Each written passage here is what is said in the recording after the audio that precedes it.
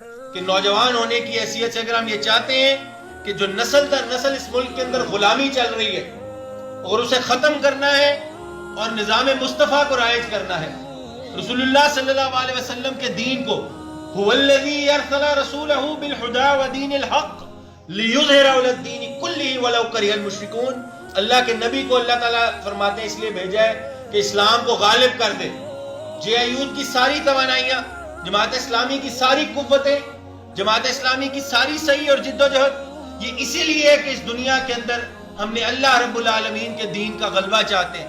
ہم چاہتے ہیں کہ یہاں پر اگر بدامنی ہے تو اس کی جگہ امن لے لے، اگر یہاں بہن بیٹی کی عزت محفوظ نہیں ہے اس کو تحفظ میسر آ جائے، اگر یہاں غریب کی کوئی بات نہیں سنتا تو غریب کی داد رسی والا معاملہ ہو جائے، اگر یہاں پر انصاف میسر نہیں ہے تو عدالتوں میں انصاف میسر آ جائے۔ اللہ تعالیٰ فرماتے ہیں ان اللہ لا یغیر ما بقوم حتی یغیروا ما بانفسہم، اللہ اس قوم کی حالت کو تبدیل نہیں کرتا جو خود اپنی حالت نہ بدلنا چاہے۔ تو اس تبدیلی کے لیے نوجوانوں کو، آپ کو اور مجھے جدوجہد کرنی ہوگی۔ میں صرف ایک بات کہ آپ سارے لوگوں نے جے آئی یوتھ کا حلف پڑھا، اپنے دلوں کو کھول دیں، اپنے دروازوں کو کھول دیں، لوگوں کو سینے سے لگائیں۔ نبی مہربان صلی اللہ علیہ وسلم داعی اعظم تھے، اس داعی اعظم کی تین بہت بے پناہ خوبیاں خاصیتیں ہیں، تین سنتیں اللہ کے نبی صلی اللہ علیہ وسلم کی بات اپنی اختتام کروں گا، ان کو اپنانا ہے۔ ہم نے جے آئی یوتھ کے ذمہ دار کی حیثیت سے لوگوں کو اپنی طرف بلانا ہے، ہم دعوت دینے والے لوگ ہیں۔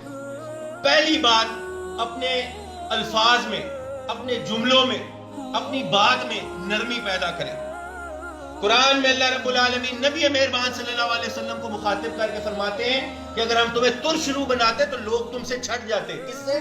اللہ کے نبی سے، کہ جو سراپا کشش تھی، کہ جن کو دیکھتے تھے تو ایمان ابل کر اونچا ہو جاتا تھا اور بڑھ جاتا تھا، اس نبی کو اللہ تعالیٰ فرما رہے ہیں کہ اگر ہم آپ کو ترش روح اور سخت بات کرنے والا بناتے تو لوگ آپ سے بھی دور ہو جاتے۔ تو محبت سے، خلوص سے لوگوں کو اپنی طرف بلائیں۔ دوسری بات، داعیانہ تڑپ جو اللہ کے نبی صلی اللہ علیہ وسلم میں موجود تھی۔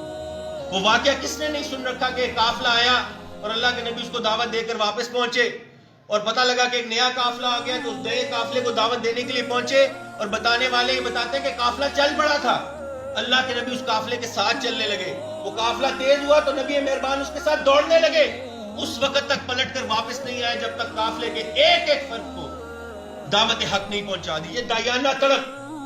ابو جہل کے گھر کے دروازے پر دستک ہوئی شدید طوفان اور بارش کے عالم میں، اس کے گھر والوں نے پوچھا کہ اس طوفان میں کون ہوگا؟ ابو جہل نے کہا کہ محمد ابن عبداللہ صلی اللہ علیہ وسلم، اس کے علاوہ کوئی نہیں ہو سکتا۔ دروازہ کھولا تو نبی مہربان صلی اللہ علیہ وسلم کا چہرہ پر نور سامنے، پوچھا کہ کیوں آئے ہو؟ اللہ کے نبی نے فرمایا کہ اس لیے آیا ہوں کہ اس طوفان میں آنا تیرے دل کو بدل دے، اس طوفان میں آنا تیرے دل کے اندر خیر کو اتار دے۔ تو یہ جو جذبہ ہے داعیانہ۔ اور تیسری اور آخری بات، صلاحیت کو فوکس کرنا۔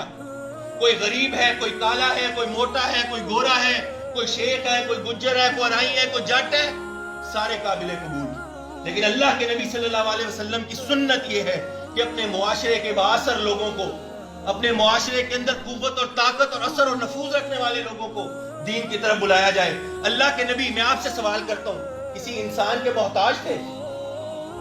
رو رو کر اللہ کے نبی اللہ تعالیٰ سے راتوں کو یہ دعا کیا کرتے تھے کہ 2 عمر میں سے 1 عمر عطا کر دے۔ کیوں؟ آپ کی اور میری یہ ٹریننگ تھی۔